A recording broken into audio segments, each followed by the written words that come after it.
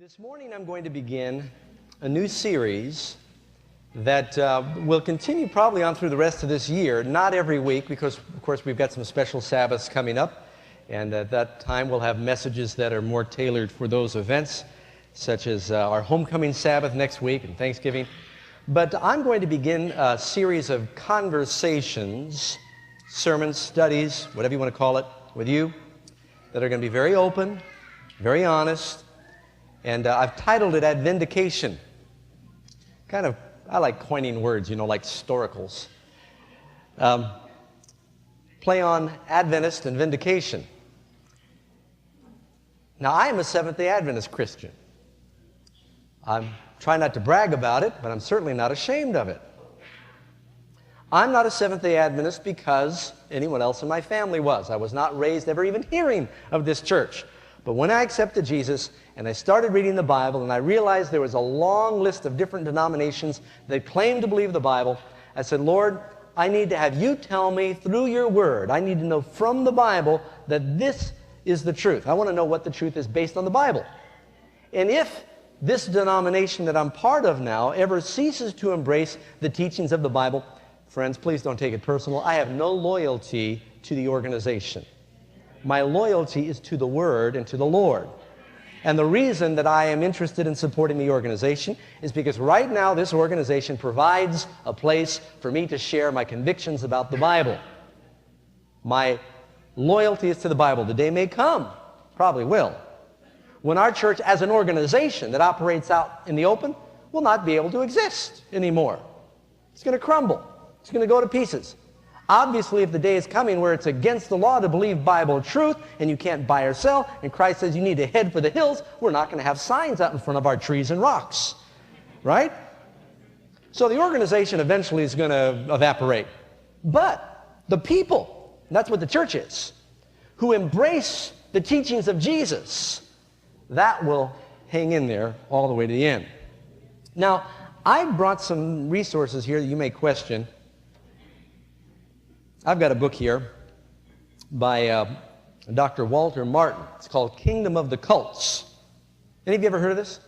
It's sort of one of the main books that's been written that exposes and identifies and deals with the teachings of a variety of cults. And there's some very good practical information in this book dealing with a variety of different religious persuasions. He didn't know exactly what to do with Seventh-day Adventists. The man was a fairly good scholar. And he put us in the back of the book. Matter of fact, let me read to you. I can't read everything because there's over 100 pages dedicated to it. But I'm going to deal with the most common accusations that Seventh-day Adventists receive that sort of separate us. And today we're going to deal in particular with, is obedience legalism?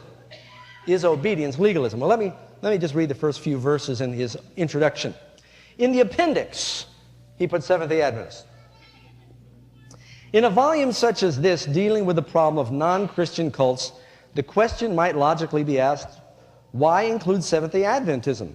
Especially since the writer, he's speaking of himself, has classified them in a full-length volume as a Christian denomination. He's saying, I've classified them as Christians, I've dealt with their beliefs. The answer is, to this, that for over a century, Adventism has borne the stigma of being called a non-Christian cult system. There's been a stigma attached to it, and if you ask somebody to specify why, well, they can't really pin it down except to say, but they're different. And you know what the principal difference is that pops into someone's mind when you say, I'm a Seventh-day Adventist? Some people really don't know. There are people on the street. Matter of fact, we're getting ready to go to New York City. I saw a videotape where someone got out on the street with a camera and a microphone. They said, do you know what Seventh-day Adventists are? It was embarrassing how few people in New York City knew who we were. That's why we're going, incidentally. See if we can help deal with that. But they said, now, you're the ones that don't believe in blood transfusions, right? Or they got these. And then some of them finally said, now, you go to church on Saturday. And that was the principal thing that people thought of that made us different. Have you run into that before? It's what folks, they think that's our hobby horse. That's sort of our pet peeve. You think of charismatics and Pentecostals, what do you think of? Speaking in tongues. And you think of Baptists, you might think of baptism by immersion or predestination, some of their champion doctrines. And you think of different denominations and different teachings pop into your mind. When people think of Seventh-day Adventists, what do they think of? And because we make that an issue, they say, talking about the seventh-day Sabbath, the law, you're legalists. Well, let me just read a couple more things he says here. Hence, this is page 411 in his book. Hence, it is our position that Seventh-day Adventism as a denomination is essentially Christian, in a sense that all denominations and groups professing Christianity are Christian, if they conform to the classical mission of Christianity as given in the Bible and the creeds and councils of the Christian church.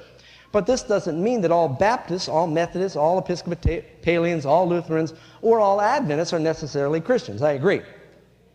Matter of fact, there probably are Seventh-day Adventists that are cultish. I've met some that are an embarrassment to the cause. Have you? And the devil, of course, always plants his representatives among his people to do that, for bad PR. But I want to talk particularly today in part one of Advindication about the subject of the law and our approach and understanding of the law and the covenants, and I may not completely deal with the covenants today, is a springboard for a lot of misunderstanding. Our attitude about law and grace is different from many churches. And when we start talking about obeying the Sabbath, they say, why? We say it's one of the 10 Commandments. Say, oh, you're legalistic. We're not under the law, we're under grace. You heard that? Well, we're going to try and deal with that in a little more detail here. First of all, what is a legalist? Before we expose that, we need to figure out what is a legalist. Jesus did it for us. When he began his discourse in the Sermon on the Mount, he said to the Pharisees, when you pray, do not pray to be seen as men as the hypocrites or the legalists. They pray to be seen on street corners, out loud, so they get the praise of men. Now, did Jesus say there's anything wrong with praying? No, he said it's the attitude. He said, when you give alms, don't be like the hypocrites who do it with blowing a trumpet so everybody will see and they'll be praised by men who look on the outside. He said, but when you give your alms, did Jesus say there's anything wrong with charity and giving alms? No. He said, when you fast, don't disfigure your faces like the hypocrites do and mope around so everyone will know you're fasting and you get the credit of men for being pious. I'm paraphrasing. Said, but you wash your face and comb your hair if you happen to have hair. And said, go around and look like you're in a good mood. He said, so you're not doing it for people, but for God who sees the heart. Now, Christ was identifying the difference there between true religion and counterfeit, between legalism and love. Legalism looks at everybody else's exterior for the outward act.